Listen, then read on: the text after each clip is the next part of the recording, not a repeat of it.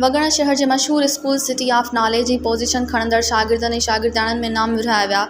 चौथी खां 8ठी क्लास ताईं पास थियल शागिर्दनि में नाम तौर ट्रॉफी विरहाई वयूं। तकरीब में SHO वगण मीर महदी रज़ा टालपुर, वॾो मुंशी अली अकबर कुंभर, सहाफ़ी मोहम्मद बख्श ख़ासकेली मुनवर सूमरो शहरनि वॾे अंग में शिरकत कई।